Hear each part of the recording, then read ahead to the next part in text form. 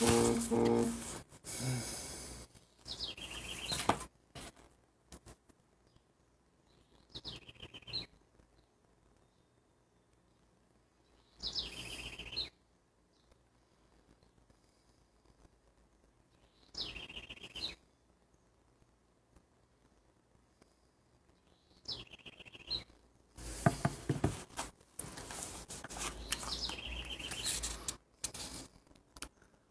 paz do Senhor, Janderson. Deus abençoe.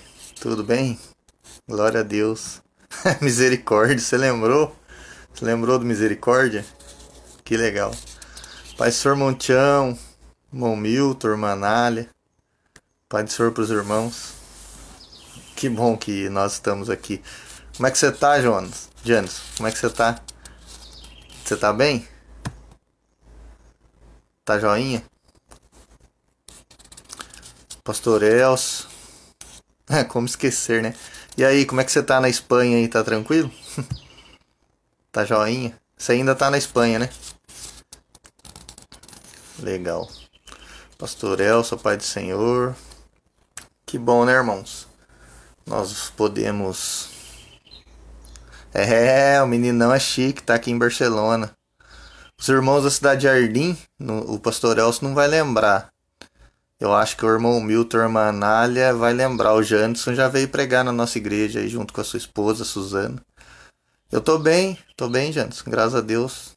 Estamos aí estudando, trabalhando. Estamos tranquilinho. Nosso irmão Luiz Gustavo, um grande companheiro aí. Que legal. Que bom, irmãos. Já temos algumas pessoas. Eu vou fazer uma oração rapidinho. E daí nós vamos começar a aula, tá? Ah, que legal, Janderson. Eu até tentei fazer o mestrado, mas agora no momento pra mim tá muito caro. Eu não tenho, eu trabalho, então não consigo bolsa, né? Então não dá. Mas depois nós vamos falando, mas que bom que você vai fazer o mestrado, cara. Glória a Deus. Irmã Lourdinha, Pai do Senhor. Acredito que é Lourdes Maria, acredito que é a irmã Lourdinha. Então vamos orar.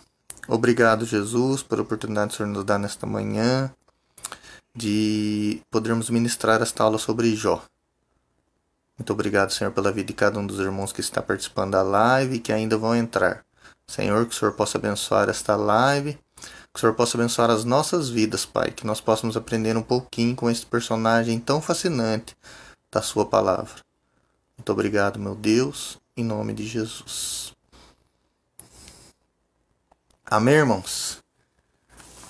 Irmão Milton, Pai do Senhor. Ah, irmão Milton lembra do Janderson aí, Janderson. Irmão Milton lembra de você. Você pregou lá.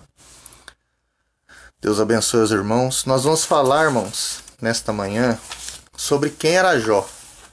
E o interessante da revista, né? Da revista da CPAD,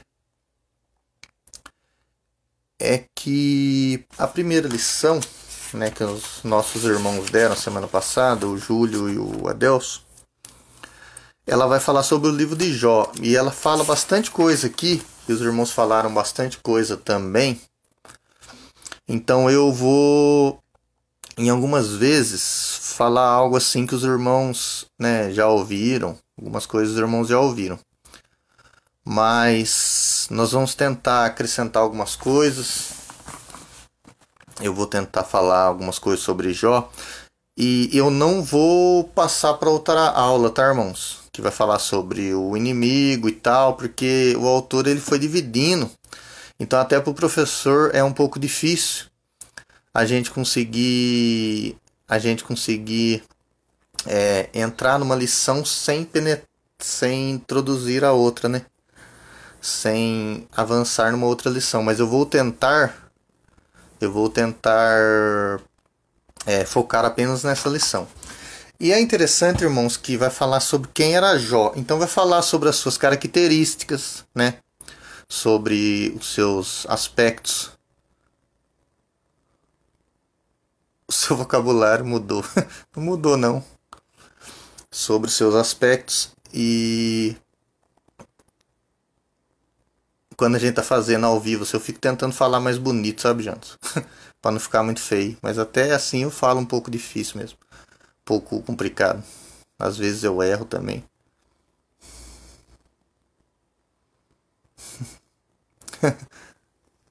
Que legal. Deus abençoe. Então, irmãos, quando nós vamos falar sobre o livro de Jó, você é folgado. Mas obrigado assim mesmo.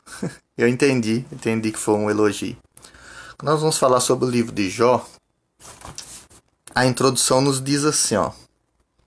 O autor sagrado não elabora uma biografia de Jó, mas traça um perfil que diz muito sobre esse gigante da fé. Jó foi um homem diferente, não em natureza, pois ele era igual aos demais de sua época. Todavia foi sem dúvida distinto na espiritualidade. Ele foi um homem que não apenas possuía bens materiais e uma família sólida, mas mantinha profunda comunhão com Deus. Assim, nesta lição, destacaremos alguns traços da vida e espiritualidade de Jó. Pai do Senhor Júlio, Deus abençoe. Aqui, irmãos, é interessante algumas coisas. Isso daí já foi falado na lição passada. Com certeza, né? Pai do Senhor Adelso, foi bom que o Júlio e o Adelso entraram aí agora. Foi Pai do Senhor Fábio. Vamos aprender. Você pode também me ensinar, Fabião. Fabião também estudou com a gente. Foi falado na lição passada, né, sobre Jó, sobre a terra de Uz. E nós sabemos, na lição passada foi falado que nós não sabemos quem é o escritor do livro de Jó. Isso daí é uma afirmativa, tá, irmãos? Nós realmente não sabemos quem escreveu o livro de Jó. Não sabemos. Aqui o escritor, na primeira lição, ele fala que poderia ter sido Moisés, Eliú, Salomão, Ezequias, Isaías e até mesmo Esdras. O que acontece? Nós temos várias formas de ler a Bíblia, né, de interpretar. E tem a forma conservadora e tem a forma crítica. Na forma conservadora, como é da Assembleia de Deus, situa Jó lá para a época dos patriarcas, né, junto com Moisés, Abraão, até chama Jó de patriarca. Quando você vai para a crítica bíblica, você vê que Jó, ele não tinha a idade de um patriarca. Ele tinha a idade de um adulto jovem. Vamos lá, o que é um adulto jovem hoje? Né? O judeu, ele com 30 anos, ele já era considerado um adulto. Né? Mas Jó, ele é diferente um pouco do judeu. Mas Jó, ele não tinha aquela idade de um patriarca. Né? Ele era um adulto. Tá ok? E o que acontece com a crítica? Hoje a crítica, ela situa Jó. Todos os comentários que eu li, tá, irmãos? Todos os comentários que eu li sobre Jó. Todos os comentários que eu li sobre Jó falam que o livro de Jó, ele não pode ter sido escrito, certo? Ele não pode ter sido escrito depois do século 7 a.C. Então Jó provavelmente foi escrito entre o ano 700 e 601 a.C., que é o século, Pai Senhor Mansueli, que é o século 7º. Tá ok? Mas isso também não é uma certeza. Porque como o professor José Gonçalves, que é o escritor da revista, e ele é alguém que eu gosto muito, ele é um dos melhores professores da CPAD, junto com Ezequias Soares, ele sabe do que ele está falando, o José Gonçalves. Exatamente. Ele sabe do que ele está falando. Ele fala que ele acredita, ele situa lá para a época dos patriarcas. Mas quando você vai fazer uma crítica, por exemplo, ortográfica, da ortografia, da junção de sílabas do hebraico de Jó, você vê que pela junção de sílabas ali, e tem também algumas palavras, né, em aramaico. Então é muito difícil ele ser situado após o século 7º. É muito difícil ele ser situado. Pode ter sido? Pode, porque tem até a palavra que o pastor Josué usou, tudo. Ele pode ter sido situado, tá ok? Então, o livro de Jó, para a gente começar a entender, ele é um dos livros mais enigmáticos da Bíblia, porque nós não sabemos o autor. Tem escritores que dizem que o autor pode ter sido um profeta, pode ter sido um poeta. Só que tem uma coisa que é real, que nós temos que entender. Todos os comentaristas falaram exatamente o seguinte, que não é por não saber o autor que a escritura ela não é inspirada. Com certeza Deus estava ali. Nós só não sabemos o autor. E isso é muito tranquilo nos tempos antigos. Né? É muito tranquilo nos tempos antigos. Então vamos lá. Não se tem certeza de quem é o autor. Jó, né, diz aqui que ele era da terra de Uz. Foi até falado na lição passada.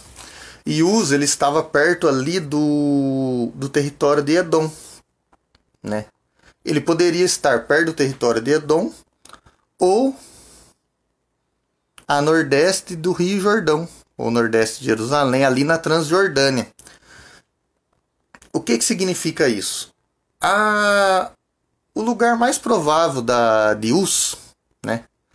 Ô Vlad, pai do senhor Vlad, o lugar mais provável da terra de Uz, da existência da terra de Uz, é ali próximo a Edom. Tá correto? Então poderia ser que Jó, personagem Jó, fosse sim um edomita. Ele poderia ser um edomita, mas ou não.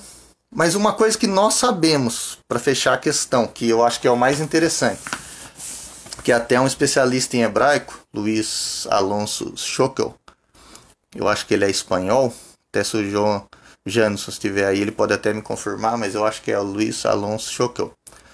Ele nos diz o seguinte, amém, Vlad, Deus abençoe você, Pai do Senhor. Ele nos diz o seguinte, que o que nós sabemos, que o personagem Jó, ele não era israelita. Então aí já nos dá um detalhe bastante interessante. Já nos mostra desde os primórdios que Deus ele não liga para essa questão de raça, etnia. Porque provavelmente Jó não era israelita. Jó não era israelita. Tá ok? Então ele poderia ser um edomita. E os irmãos sabem que edomita é lá da região da onde veio Esaú, né? Esaú, surgiu Edom e tal. Então até meu amigo comentou ali no Facebook ali que será que todo mundo de Edom não era ruim? Com certeza não. Nós sabemos que não. E com certeza Jó poderia sim ser um edomita. Tá ok, irmãos? Então o livro de Jó ele é enigmático, mas ele também é interessante porque ele é um dos livros mais extraordinários da Bíblia, porque ele está situado no contexto dos livros sapienciais. Que os irmãos sabem que livros sapienciais, o que são os livros sapienciais? Né? Os irmãos sabem aí? Livros sapienciais são os livros de sabedoria, que está junto o quê? Cantares de Salomão, Salmos, Provérbios, certo? Jó, qual mais que é? Eclesiastes, Salmos, Provérbios, Cantares, Eclesiastes, Salmos, Provérbios, Cantares e Jó. E na Bíblia Católica também o livro de Eclesiástico e o de Sabedoria de Salomão.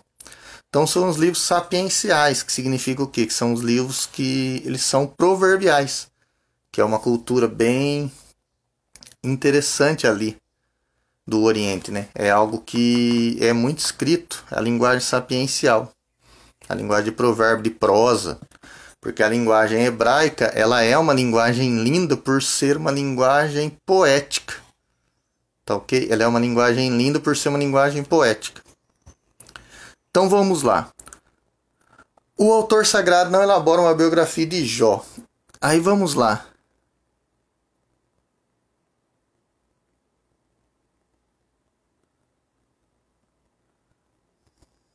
Sim.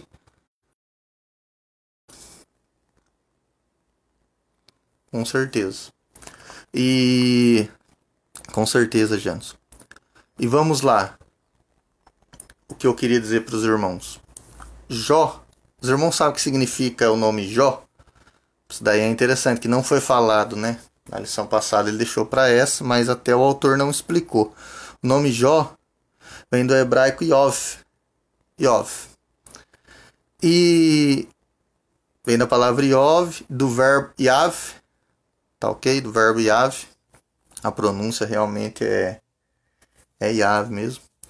E que significa ser hostil, ser tratado com hostilidade, ser inimigo, objeto de perseguição. Olha só, irmãos, que aqui estão. Eu queria que os irmãos manifestassem, ó. Tá ok? O nome Jó significa ser perseguido, ser hostilizado. Tá ok? Também pode significar voltar para trás, arrepender, se converter. Até no Alcorão, eles usam um epíteto, quer dizer, um apelido, né? Eles pegam um epíteto Avab, que é um epíteto, que é um apelido, é uma palavra que designa o seguinte: arrependido. Então, no Alcorão, Jó, ele é colocado junto com Davi e é chamado de o arrependido. Então, Jó na literatura sapiencial é chamado de o arrependido. Então, eu queria só um retorno de vocês que aqui estão falando comigo. Tá claro? Porque eu falei bastante coisa já e muitas vezes eu falo muito rápido. Fala aí para mim se está claro, se ficou alguma dúvida. Olha só, livro de Jó ninguém sabe quem escreveu. Livro de Jó, segundo os críticos bíblicos, ele não pode ter sido escrito após o século VII a.C., mas os mais tradicionais jogam ele bem mais para frente, 1000 e pouco antes de Cristo, tá ok? O que mais? Provavelmente a terra de Uz estava próximo de Edom, mas também poderia ser a nordeste da Transjordânia, do Rio Jordão ali, tá ok? Provavelmente o escritor ele pode ter sido um poeta. Segundo Bruce Kowalski, que também é um especialista no Antigo Testamento, ele pode ter sido um profeta. Tá ok? Ele pode ter sido um profeta. Mas, na verdade, ninguém sabe realmente quem foi Jó. E Jó também ele é um personagem lendário. Quando eu falo lendário, vamos lá. Jó, Daniel, Davi são personagens lendários. Porque quando a gente ouve a palavra lenda, muitas vezes nós pensamos lenda é mentira. Não. Lenda, ela pode muito bem ser algo que ficou inculcado na mente do povo, algo verdadeiro, que passou de geração por geração. Algo tão bom, tão bonito, tão poderoso, tão verdadeiro, que se transforma numa lenda. Tá ok? Aquela pessoa foi... aquela pessoa é uma lenda. Tal pessoa, nossa, que fantástico. A ideia do mito. Quando você ouve mito, você entende mito como? Como falso. Então quem chama lá, por exemplo, o nosso presidente de mito, tá chamando ele de falso? Não. Qual é a ideia? Olha só, irmãos, eu queria que vocês comentassem. Qual é a ideia quando as pessoas chamam o presidente de mito? Qual é a ideia que eles querem passar? Ele é fantástico. Ele é quase um herói. Ele é mitológico. Ele sabe tudo. Não é de falsidade. Entendeu? Então, Jó, Daniel, Davi, Abraão são mitos hebraicos no sentido de que, e lendas, no sentido de que o seu nome, a sua história, aquilo que foi contado deles, que está registrado na Bíblia, é tão fantástico que perdurou de geração em geração. Tá ok? Isso até tem um livro, vou dar uma referência aqui para você, que fala bastante sobre mito, sobre isso, é do Northrop Frye, que é o Código dos Códigos. Tá ok? Eu acredito que você acha aí na internet, é um livro fantástico, pequenininho. Ele fala sobre a linguagem mitológica e tal, se você quiser dar uma lida. Mas é muito bom. Então vamos lá. Jó, ele foi um personagem tão fantástico, tá ok? Pela história dele. E não tem um personagem igual na literatura bíblica. Então Jó, o nome dele significa Iov em hebraico, né? É interessante que a Septuaginta, que é a tradução... Sim, Vlad, que é a tradução do hebraico para o grego, a Septuaginta, tá? Quem participa de escola dominical já ouviu falar bastante sobre Septuaginta, que é a tradução do hebraico para o grego, traduz o Iov como Iob, tá ok? E o latim traduz Jó como Job. E é da linguagem latina que nós temos o nosso nome Jó na Bíblia.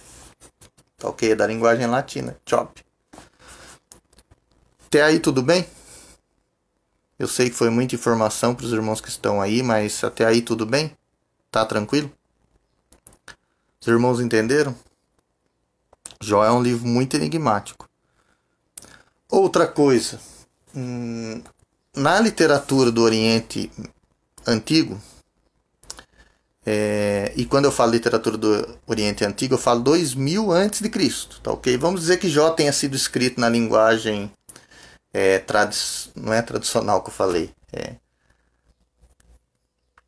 mas eu acabei de usar a palavra aqui, irmãos. Vamos dizer que Jó tenha pensamento tradicional, tá ok? Tenha sido escrito no ano 1000, 1100 por aí. Tem escritos do Oriente Médio, lá do ano 2000 a.C., que já falavam, porque qual que é o tema do livro de Jó? O justo sofredor. E tem escritos do tempo antigo que já falavam sobre a ideia de um justo sofredor. Eu tenho aqui, ó, e eu vou ler para os irmãos. Eu tenho algo interessante aqui. Tem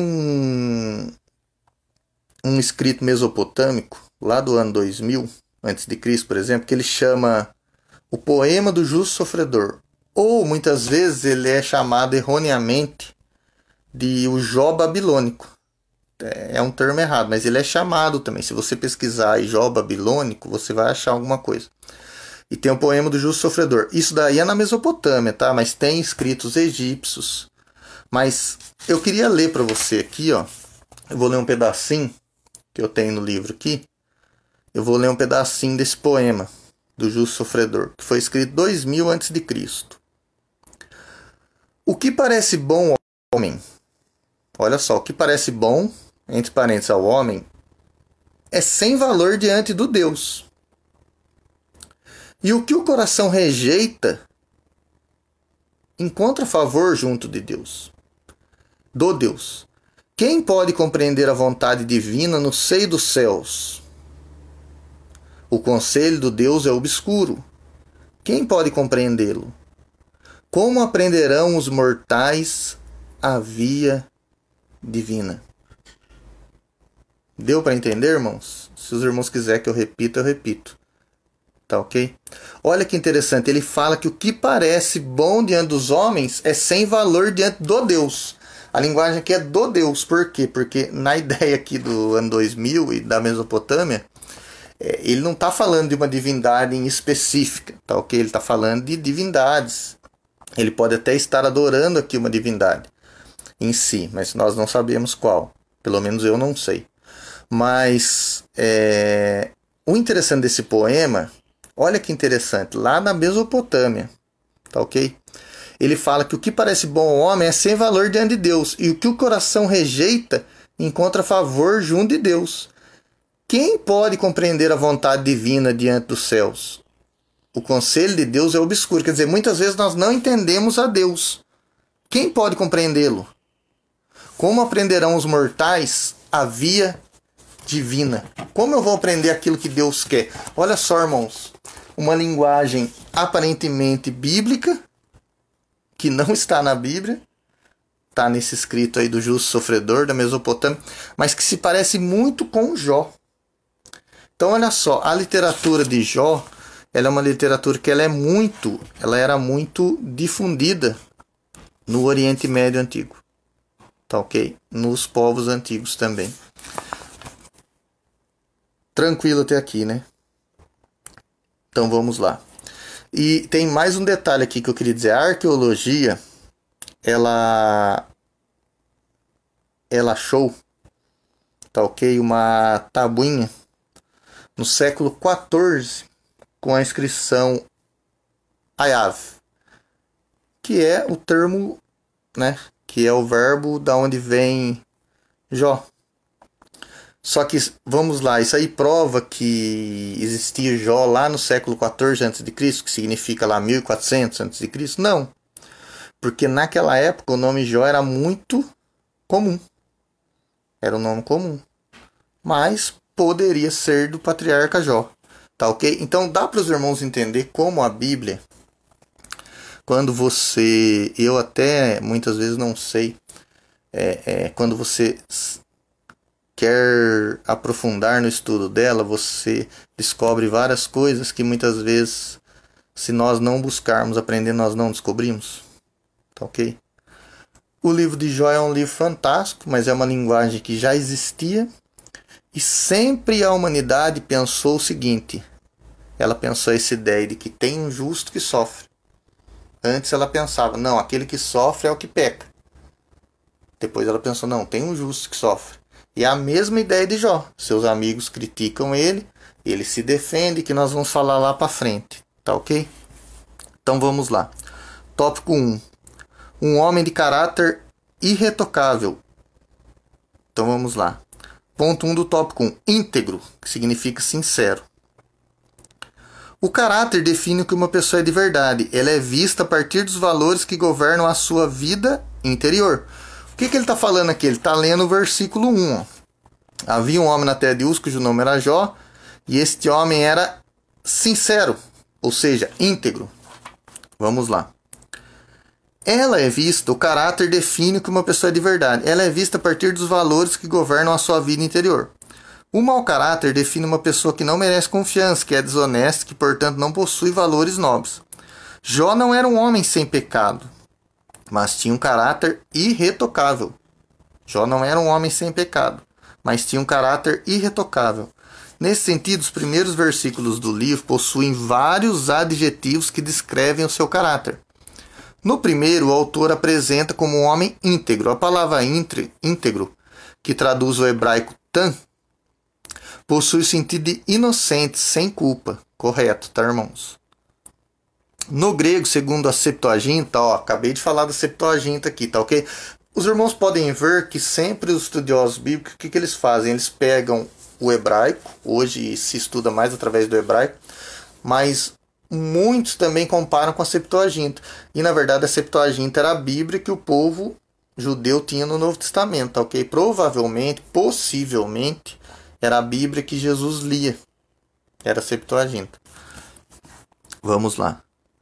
Tam possui o sentido de inocente sem culpa. No grego, segundo a Septuaginta, a palavra aletnos remete ao que é verdadeiro, que vem de aletheia, que é verdade. Tá ok? Assim podemos afirmar que Jó era sincero nas intenções, afeições e diligente nos esforços para cumprir seus deveres, para com Deus e com os homens. Tá ok? Jó ele é comparado com os patriarcas, porque se você for ler Gênesis 9:6, por exemplo, vai lá em Gênesis 9:6 comigo. Gênesis 9:6. O que diz aqui, ó? Gênesis 9:6. Quem derramar o sangue do homem, pelo homem o seu sangue será derramado. Não, não é esse não. Não, esse texto está errado. Deixa eu ver aqui. Gênesis 9, não é esse aqui não. Vou ler outro texto.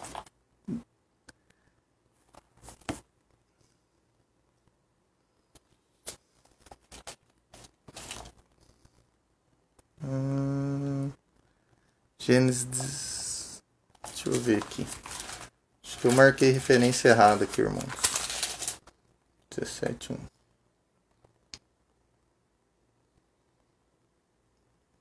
Ah, tá ok. Não vou ler referência, não.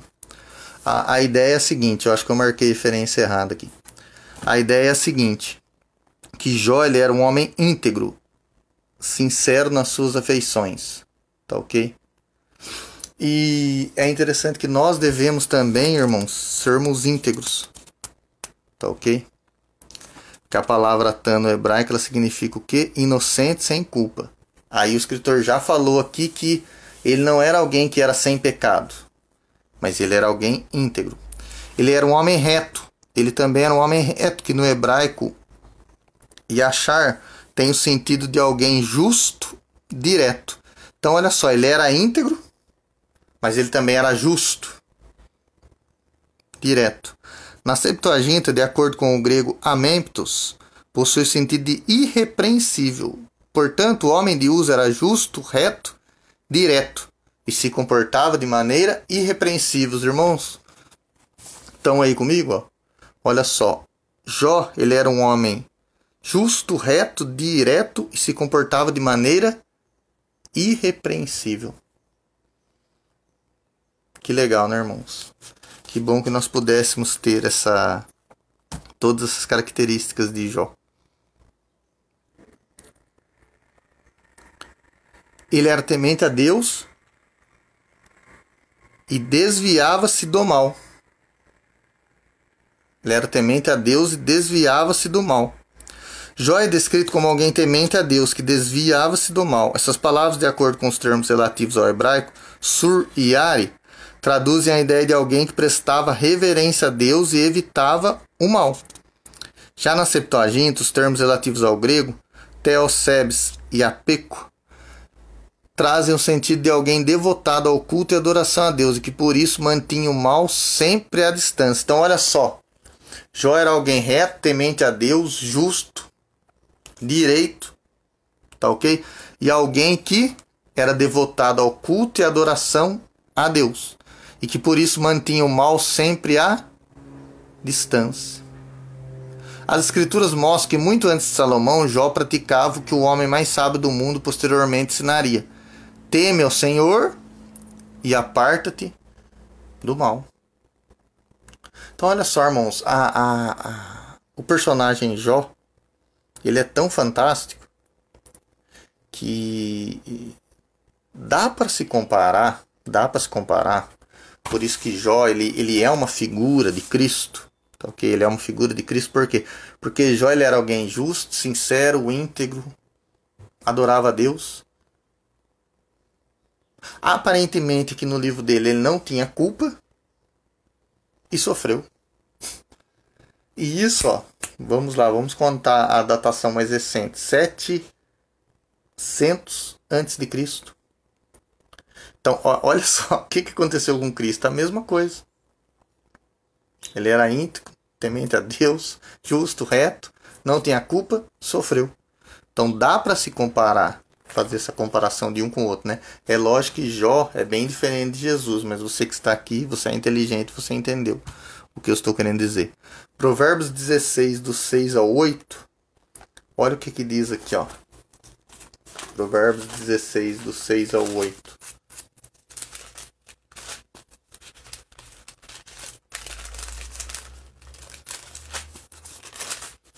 Provérbios 16.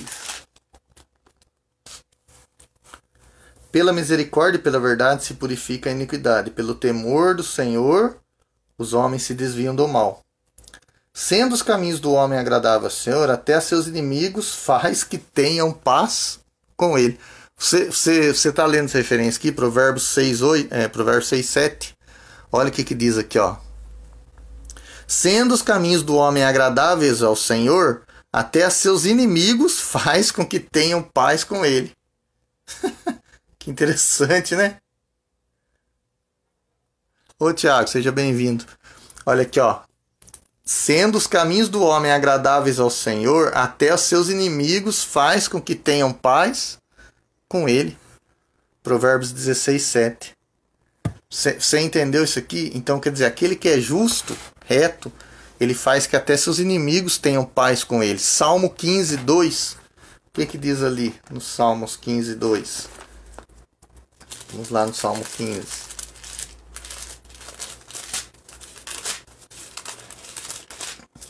Salmos 15, 2. Aquele que anda em sinceridade. Salmos 15, 2. Paz, irmão Tiago, Deus abençoe. Salmos 15, 2. Aquele que anda em sinceridade e pratica a justiça e fala verazmente segundo o seu coração. Quem que é esse? É o que está no verso 1 do Salmo. Senhor, quem habitará no seu tabernáculo? Quem morará no teu santo monte? Então, quem vai habitar com Deus e morar no santo monte de Deus? Aquele que anda em sinceridade, pratica justiça e fala verazmente segundo o seu coração. Aqui é segundo a sua sinceridade, irmãos, tá? Ó, aquele que anda em justiça e fala segundo a sinceridade. Aquele que é honesto. Olha que salmo maravilhoso. E Jó, ele era assim. E aqui o texto bíblico diz: quem morará com Deus? Esse que é justo, reto e íntegro. Tá ok? Lembre-se de uma coisa. Na Bíblia só tem um personagem que Deus dá testemunho. Só Jó. Deus dá testemunho de Jó. Deus fala: veste o meu servo? Lá para o Satã, para o adversário lá. Veste o meu servo, quer dizer, ele dá testemunho. Irmãos, dá um alô aí para mim saber que eu não tô sozinho aí. Para mim dar um respiro.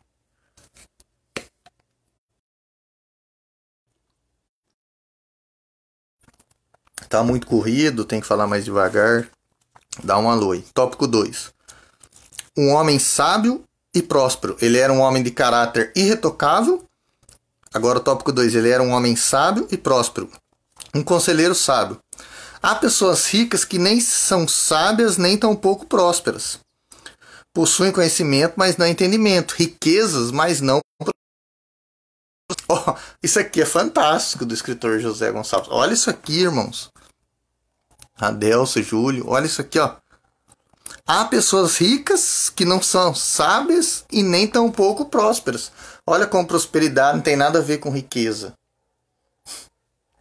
Possuem conhecimento, mas não entendimento. Você tem o conhecimento, mas você não tem entendimento. Sabe aquela pessoa que estuda. Ele tem conhecimento, muitas vezes, do que é a verdade. É isso aqui, ó. Eles têm riquezas, mas não prosperidade. Jó se distinguiu disso aqui. Ele foi um homem sábio, rico e próspero. A Bíblia afirma que Jó era maior do que todos os do Oriente. Está lá no capítulo 1, versículo 3, ó. Tal. Era o seu gado 7.000 ovelhas e tal. Era também muitíssima gente a seu serviço, de maneira que este homem era o maior que todos do Oriente. Maior que todos do Oriente. Tá ok? A Bíblia afirma que Jó era maior do que todos do Oriente. Maior aqui não pode ser entendido apenas como uma referência a bens materiais, mas também a sua sabedoria. Estudiosos destacam que Jó era mais importante em sabedoria, riqueza e piedade do que qualquer outra pessoa daquela região. E ressaltam o reconhecimento da sabedoria de Jó, conforme se destacava a sabedoria dos orientais, expressa em provérbios, canções e histórias. Isso fazia dele um homem proeminente, a quem as pessoas recorriam com frequência em busca de conselho e orientação. Tá ok? Obrigado, Júlia, Adelso, que responderam para mim. Obrigado. É que muitas vezes eu falo muito rápido, pode ser que ninguém esteja entendendo nada. Aí se tiver ruim aí, vocês dois podem falar para mim, que eu não ligo não, tá? Tô tranquilo. Então, olha só. Jó, ele era um homem sábio. Alguns comentaristas aqui, o pastor José Gonçalves dizem que a sabedoria de Jó se compara àquele que escreveu Provérbios. É muito bom, né? Nós entendermos isso. Lembra lá quando eu falei da lenda? É isso. Eu queria que alguém citasse aqui para mim, nos comentários, se pudesse, alguém atual hoje que você considera assim, que você pode falar, isso aqui é uma lenda de tal coisa. Não precisa ser da igreja. Tá ok? Pode ser fora do âmbito eclesial. Pode ser fora da igreja. Mas quem que você... Não, aquele lá é lenda de tal coisa. Nós não falamos isso, aquele lá é uma lenda. Fala pra mim. Aquele lá é um mito. Eu já citei o presidente. Né? Acredito que você entendeu, porque eu perguntei. Você entendeu? Você entendeu a questão de mito, né? Um homem próspero. O homem de Uz não era apenas rico, mas sobretudo próspero. O texto sagrado destaca que além de sua esposa, ele tinha 7 filhos e 3 filhos. Para os padrões da época, possuía uma família com o formato ideal, realmente, verdade. Amém, irmão Tiago. Ele também era um fazendeiro bem-sucedido. Em sua fazenda havia 7.000 ovelhas, 3.000 camelos, 500 juntas de boi, 500 jumentos e tinha também muitíssima gente a seu serviço. Nós já lemos isso aqui. Isso aqui é fantástico. Eu queria que vocês que estão aqui comigo na live prestassem atenção nesse tópico 3 aqui, ó, do ponto 2, o tópico 3. Olha que fantástico isso aqui. Tiago, Adelso, Júlio, os irmãos que aqui estão conosco. Irmão Milton, olha aqui, ó. Uma prosperidade baseada no ser. Jó, portanto, possuía um grande patrimônio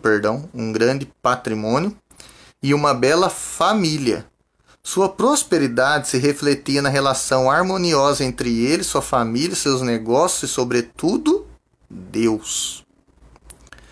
Irmão, para que uma pessoa seja bem-sucedida, ela tem que entender que a sua família tem que estar bem, ó. Olha só, ele tinha um grande patrimônio e uma bela família. Sua prosperidade se refletia na relação harmoniosa entre ele, sua família, seus negócios e Deus. Os irmãos percebem que tudo é um conjunto. Se você está mal na sua família, você não consegue ficar bem com as coisas da igreja. Não consegue ficar bem no seu serviço. Se alguma coisa está te incomodando muito no seu serviço, você também não consegue ficar bem na igreja com a sua família. Então tudo tem que ter uma harmonia, tá ok? Você tem que buscar. É lógico, irmão Denilson, você está falando. Irmão Tião, Deus abençoe pelo comentário aí, obrigado. Você tem que entender que é lógico que nós não conseguimos ter uma vida harmoniosa todo o tempo. Todo mundo tem suas dificuldades, né? Mas é lindo isso aqui, ó. Ele tinha uma harmonia entre ele, a família e seus negócios, sobretudo Deus. Então coloca sempre Deus na frente, irmãos. A minha lógica, né, de vida é essa. Lógico que alguns irmãos discordam, né? Mas a minha lógica de vida é essa. Deus em primeiro lugar. Amém, irmão meu? Deus abençoe. Deus em primeiro lugar. A família em segundo. Tá ok? Deus em primeiro, a família em segundo. Quando eu falo família, esposa, filhos, mãe, pai em segundo. Deus, a família e depois os negócios da igreja. Tá ok? Você nunca deve, na minha concepção, tá, irmão? Eu sei que você pode discordar, tá ok? Eu sei, lógico, muita gente discorda, que compara Deus com igreja. E eu não comparo Deus com igreja. Primeiro lugar, Deus. Segundo lugar, a família e depois a igreja. Porque se você tem Deus, a sua família é uma bênção. Se a sua família está quebrada, não vai as coisas na igreja. Então não adianta você colocar a igreja antes. Porque é lógico que todo mundo vai falar, não, eu coloco Deus primeiro. Só que se a sua família está quebrada, você não coloca Deus primeiro. Porque a sua família tem que estar bem para você demonstrar que Deus é primeiro na sua vida da sua família. Então é Deus, família e igreja. E Jó fazia isso. Olha aqui, ó. Deus, sobretudo Deus, ponto. Olha isso aqui, maravilhoso. Eu não sei se dá para os irmãos verem, mas até marquei aqui de caneta, ó. Não era uma prosperidade estabelecida somente no ter, mas principalmente no ser. Jó não estava ligado ao ter. Ele tinha, ele queria, todo mundo quer ter. Não vamos ser hipócritas. Todo mundo precisa ter. Fato. Só que isso não tem que ser o fim último da sua vida. Tem que ser uma consequência daquilo que a sua vida te leva. Amém, Rani? Realmente, isso é fato. Obrigado. Tem que ser uma consequência do que a sua vida te leva. Então, olha só, a prosperidade dele não estava estabelecida no ter, mas sim no ser. Primeiro, seja alguém reto, íntegro, temente a Deus, justo, sincero, se desvia do mal, adora a Deus, coloca Deus em primeiro, a família em segundo. Aí você tem prosperidade. Pensa nisso, irmão. A prosperidade dele não era no ter, mas no ser. Tópico 3. Vamos lá.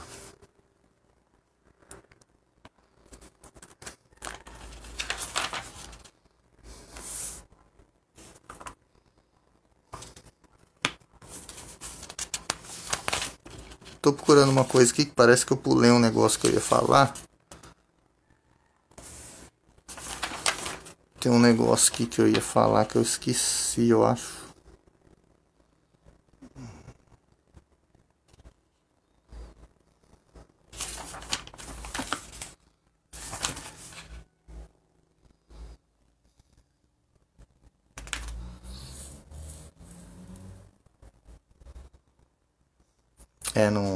Não é aqui não. Vamos lá, tópico 3.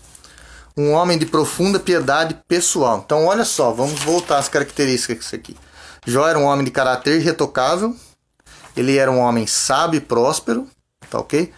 E ele era um homem de profunda piedade pessoal. Ele era piedoso, quer dizer, ele se preocupava com o próximo, com a sua família. Principalmente com a sua relação com Deus. Um homem dedicado à família. O primeiro capítulo de Jó diz: iam seus filhos. Aqui, irmãos, é interessante uma coisa. Eu queria que você abrisse comigo lá em Jó 1, versículo 19. Abre comigo lá, Jó 1, 19. Vamos lá, eu vou acompanhar você. Jó 1, 19. Jó capítulo 1, versículo 19. O que diz aqui, ó? Eis que um grande vento sobreveio da além do deserto e deu nos 4 cantos da casa, a qual caiu sobre os mancebos e morreram. E eu só escapei para trazer a nova. Aqui na minha Bíblia está mancebo. Tem outras Bíblias que estão jovens. Quando fala-se filhos de Jó, né, os filhos que morreram, a palavra hebraica ali é Hani Arim, que significa os adolescentes. Então os filhos de Jó, irmãos, eram adolescentes. Pela palavra hebraica, eles seriam adolescentes. Pensa nisso. Sofrimento de Jó. O primeiro capítulo de Jó diz: iam seus filhos, seus filhos adolescentes, e faziam banquetes em casa de cada um no seu dia. E enviavam e convidavam seus 3 irmãos e irmãs a comerem e beberem com eles.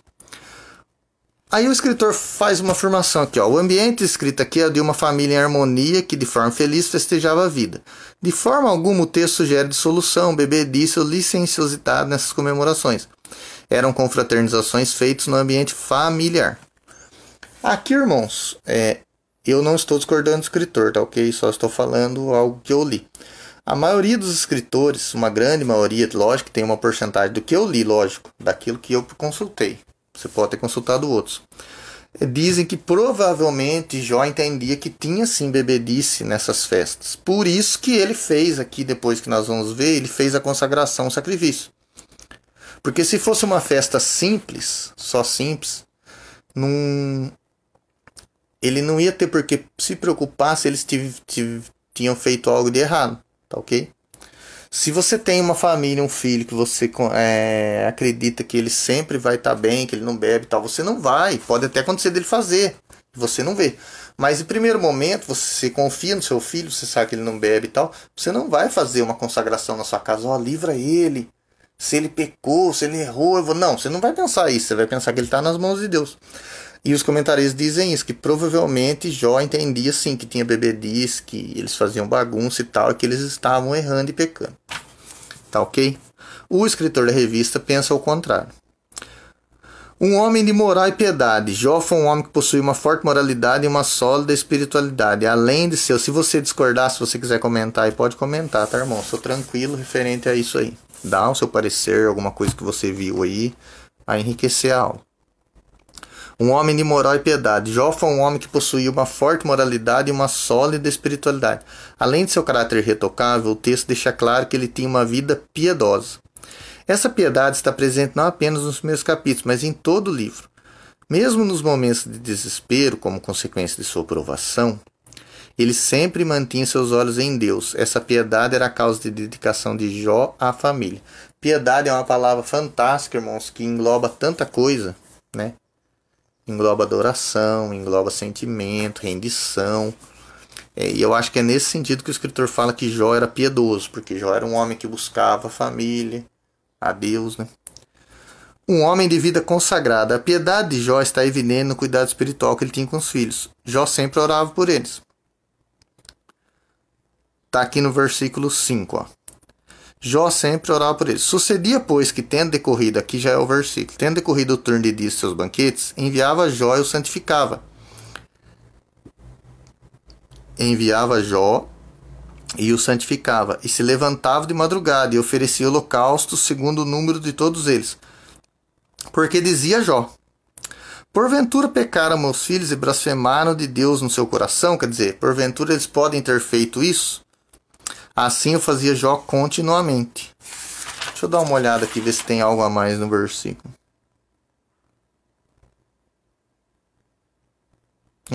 Tá ok. Assim fazia Jó continuamente. Vamos lá. Como sacerdote seu lar, Jó cumpria o ritual do culto em favor de sua família. O levantar cedo ou de madrugada, como expressão idiomática do hebraico bíblico, é uma forma de enfatizar a piedade de Jó. Essa devoção é demonstrada pela consagração vivida por ele. O texto diz que ele se santificava. O vocábulo português santificava traduz o termo hebraico kadash, tá ok? Que vem de kadosh lá, que é santo. E também tem algumas bíblias que eu tenho que traduz aqui não como santificar, mas sim como purificar. A ideia da purificação. É a mesma ideia, né, que está lá em Êxodo 19. Vamos lá comigo, Êxodo 19, do 10 ao 15. O que diz ali? Ó? Êxodo 19, do 10 ao 15. Diz também, Êxodo 19. Diz também o Senhor a Moisés: vai ao povo e santifica-os hoje, e amanhã, e lavem eles os seus vestidos, e estejam prontos para o terceiro dia, porquanto no terceiro dia o Senhor descerá diante dos olhos de todo o povo sobre o monte Sinai. E marcarás limites ao povo em redor, dizendo: guardai-vos que não subais ao monte, nem toqueis no seu termo, na sua borda. Todo aquele que tocar o monte certamente morrerá. Olha só a questão da santificação. Nenhuma mão tocará nele, porque certamente será apedrejado ou asseteado. Quer seja animal, quer seja homem, não viverá, soando a buzina longamente. Então subirão ao monte. Então Moisés desceu do monte ao povo e santificou o povo, e lavaram os seus vestidos. E olha o 15, e disse ao povo: estai prontos ao terceiro dia, e não chegueis à mulher. Olha para os irmãos ver que como nós não podemos ler a Bíblia com a nossa mente ocidental. Aqui eles mandam não chegar à mulher para que se purifique. Porque na ideia do povo do Oriente existia essa questão da impureza feminina, né? Hoje nós sabemos que isso não tem nada a ver. Mas naquela época, naquela linguagem lá, é a mesma ideia da carne de porco. Por que Moisés proibiu comer carne de porco lá no deserto? Porque com certeza a carne de porco é muito forte, ia fazer eles passar mal. Tem essa ideia.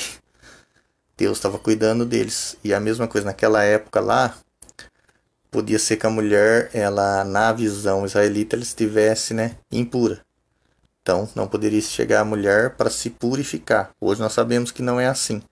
Mas a ideia do texto é o seguinte: quando fala santificar, purificar, lavar os vestidos, o povo antigo do Oriente, né? E hoje nós sabemos que Jó, uma das características principais dele, eu vou usar um termo que você conhece bem. Jó era gentio. Então quando nós falamos na Bíblia assim, não, mas Deus só se preocupou com o gentio lá no Novo Testamento com Paulo, é mentira, porque Jó era gentio. Jonas foi pregar para os gentios. Abraão também, ele veio do quê? Qual que era a terra de Abraão? Agora não vou me lembrar. Mas também era uma terra que era longe de Israel, né? Então também era gentio, no sentido normal do termo. Então olha só, Jó, ele se purificava, ele orava em favor da purificação dos seus filhos. Possui o sentido de ser separado ou consagrado. Uma pessoa que é consagrada é uma pessoa que ora. Uma pessoa que ora é uma pessoa consagrada. É lógico que aqui está muito resumido, né, irmãos? Não é só uma pessoa que ora que é uma pessoa consagrada. Tem vários e vários âmbitos aqui. A pessoa pode muito bem orar e não ser consagrada. Aqui eu achei que ele foi muito simples, o escritor, né? Acho que é falta de espaço aqui na revista. Não tinha mais espaço, aí ele resumiu. Porque uma pessoa que ora é uma pessoa consagrada. Não é bem assim. Eu posso orar e não estar me consagrando nada com Deus, santificando nada com Deus. Porque hoje nós já aprendemos que consagração e santificação não é o que é demonstrado, e sim o que é verdadeiro no seu interior. Não é o que é demonstrado. Eu vou me consagrar, vou acender 10 velas, vou ficar orando 20 horas, vou ficar de joelho tantas horas. Isso daí não é consagração para Deus. Porque você pode fazer tudo isso e a sua vida, seus pensamentos interiores, a sua mente está tudo errado. Se você discorda de mim, você pode falar. Então consagração não é isso. Mas para aquela época, consagração estava ligada aos rituais, né? Então tinha que se lavar o vestido. Lembra lá que Jesus quebrou todo esse paradigma, esse modelo que tinha antigo? Lembra? Ur dos Caldeus. Obrigado, Rani. Isso aí, Ur dos Caldeus. Tá vendo? Ele era lá do povo dos caldeus. Então, Abraão também era gentio. Olha só. Então, o que acontece? Consagração não é só oração, né? Eu tinha que fazer esse adendo aqui. Eu sei que o escritor sabe disso. É que ele provavelmente não teve espaço aqui. De verdade, deve ter sido isso. Mas, ou então estou arrumando uma desculpa para ele. Mas tudo bem. Mas consagração, né? A pessoa que ora é consagrada. Tá cheio de gente que ora e não consagra nada. Tá ok? Então, consagração. Jó, ele demonstrava através das suas atitudes que ele fazia uma consagração. E Jó demonstrou muito mais quando ele sofreu. Para mim, a maior consagração de Jó não é aqui, quando ele fez sacrifício, holocausto. É no seu sofrimento, que nós vamos falar posteriormente. Que a próxima aula, não sei se vai ser o Júlio, o Adelso, não sei. Mas o próximo professor vai falar isso. Mas a ideia é essa, consagração. Para mim, a consagração de Jó maior é no seu sofrimento. Amém? Amém, irmãos? Portanto, à luz da vida de Jó, somos instados a viver uma vida consagrada diante de Deus dos homens. Aqui, eu posso jogar lá para trás. O que é viver uma vida consagrada igual a de Jó? Volta lá, ó. Homem de caráter irretocável, que é o quê? Um homem íntegro, reto, temente a Deus, que se desviava do mal. O que é um homem próspero? É aquele que pensa mais no ser, não no ter. O que mais que ele era? Ó, ele era um homem sábio e próspero. Ele tinha piedade, ele pensava nos seus filhos. Tá ok? Isso é notório. Então, irmãos, que nós possamos ter Jó como um exemplo. E a conclusão, ela nos diz assim. Depois da conclusão, irmãos, eu vou ler um texto aqui, que eu tenho numa teologia bíblica do Antigo Testamento, que eu achei fantástico. É do escritor do Blaise Pascal. É fantástico. Eu vou ler para você, para fechar essa aula, tá? Eu vou ler a conclusão e depois eu vou ler. Não vai embora, não. Conclusão. Destacamos 3 aspectos importantes acerca da vida de Jó. Caráter. A conclusão aqui, de verdade, irmãos, que estão aqui comigo. Adelso, Júlio, irmão Milton, irmão Sebastião, irmão Rani. Todos os irmãos que estão aqui, eu só estou falando os que eu estou vendo aqui, não dá para ver todos. Mas olha só, essa conclusão é uma das melhores que eu já vi em revista, por enquanto. Fantástica essa conclusão dele. Destacamos 3 aspectos importantes acerca da vida de Jó: caráter, prosperidade e piedade. Só compreenderemos devidamente a vida desse gigante da fé do Antigo Testamento a partir desta matriz. Quer dizer, ele era um homem, tinha caráter, era próspero e era piedoso. É possível que alguém seja rico, mas não possua caráter algum. Da mesma forma, é possível que alguém possua valores morais, sem contudo esboçar piedade alguma. Olha isso aqui. Sem contudo esboçar piedade alguma. Todavia, ninguém terá um caráter irretocável. Não apenas fragmentos éticos morais.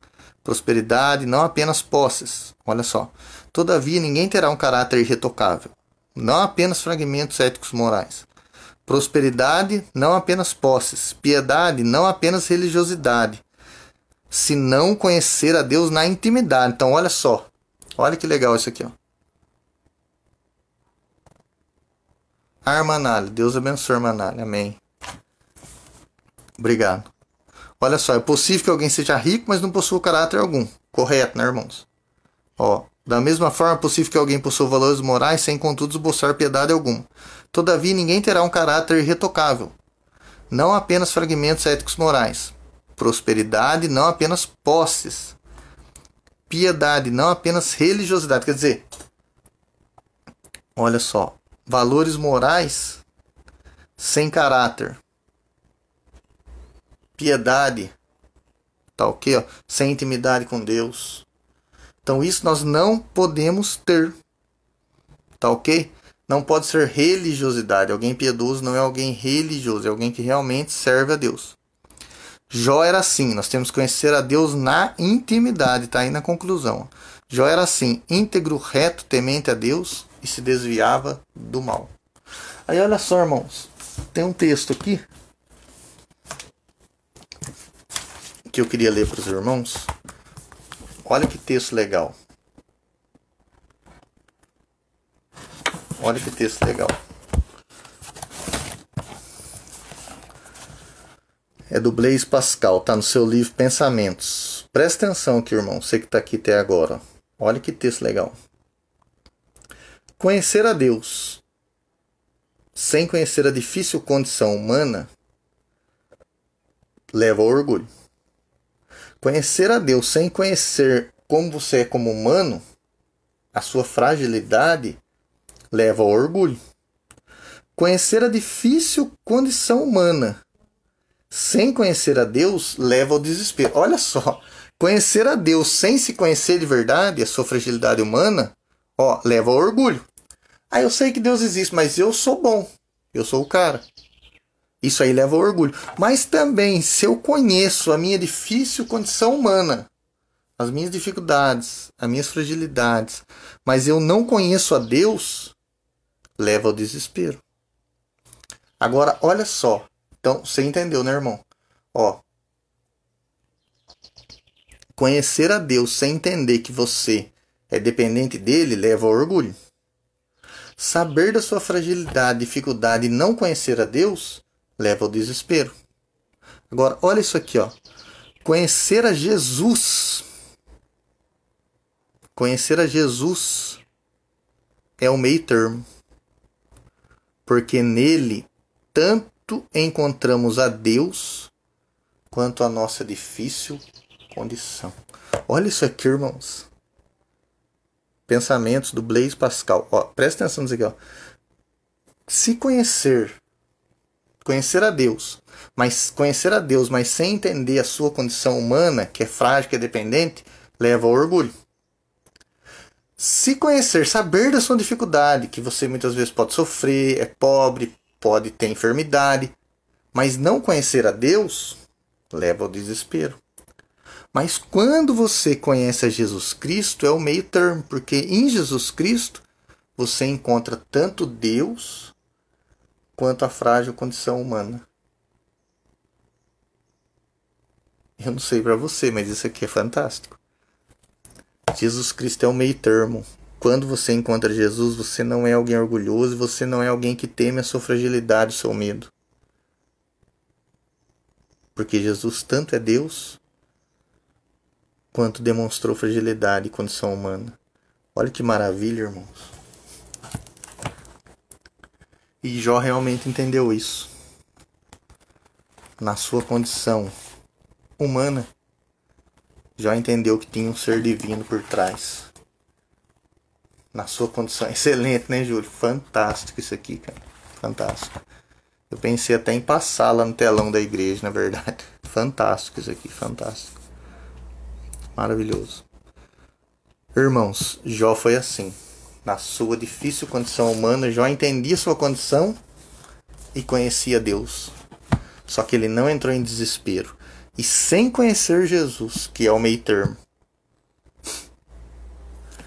Por isso que Jó era um homem íntegro, fiel e temente a Deus. Que nós possamos, irmãos, nesta manhã, termos esta mesma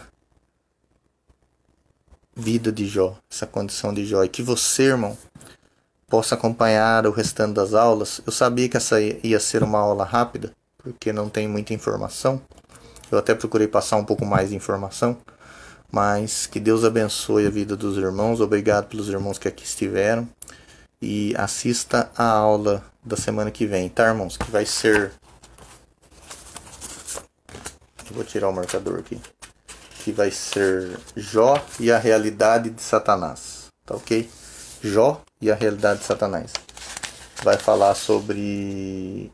realmente quando o Jó vem até a Deus e tal. E daí vai ser bem explorado pelo professor que for dar aula. Uma aula muito boa. Tá ok, irmãos? Então não perca as aulas sobre Jó, que é fantástico esse livro, muito bom. Amém? Então que Deus possa nos abençoar e entenda, irmão. Apesar de não sabermos o autor, não sabermos aonde realmente é a terra, de Uz, não sabermos exatamente a data do livro. Sabe o que é legal? Nós sabemos que nesta época antiga, porque para mim 1000 a.C., 700 a.C. é quase a mesma coisa. É antigo do mesmo jeito. É muito longe de nós. Nós sabemos que bem antes de nós tinha alguém com o nome de Jó. Se ele escreveu, amém. Se não foi ele que escreveu, foi alguém que escreveu da história que foi contada dele, que é o que eu mais acredito. Alguém escreveu da história que já sabia sobre Jó, sobre a lenda de Jó. Entenda lá a questão de lenda. Se você entendeu a questão de lenda e mito, entenda. Jó, né? Já pensou? Personagem do ano 1000, no ano 700 a.C., alguém foi lá e escreveu. Não, esse cara foi importante. Temente a Deus. Isso aí é inspiração divina, irmão. Isso aí é escritura. A próxima é do Júlio, né, Rani? Tá jóia. Isso aí é escritura. Tá ok? É você entender que no tempo antigo tinha alguém, né, Adelso? Júlio. Irmão meu, é você entender que tinha no tempo antigo lá alguém que já sofria por Deus. Já entendia das nossas dificuldades. Ah, ele era edomita? Para mim, melhor ainda. Ah, ele não era do povo de Israel? Deus não liga se ele era do povo de Israel ou se ele não era do povo de Israel. Deus liga para a honestidade e sinceridade do seu coração. Amém. Tá ok? Que Deus possa abençoar a vida dos irmãos. Deus abençoe até a noite. Nós, se Deus permitir, nós vamos estar no culto, tá bom? Deus abençoe os irmãos. Fica na paz do Senhor.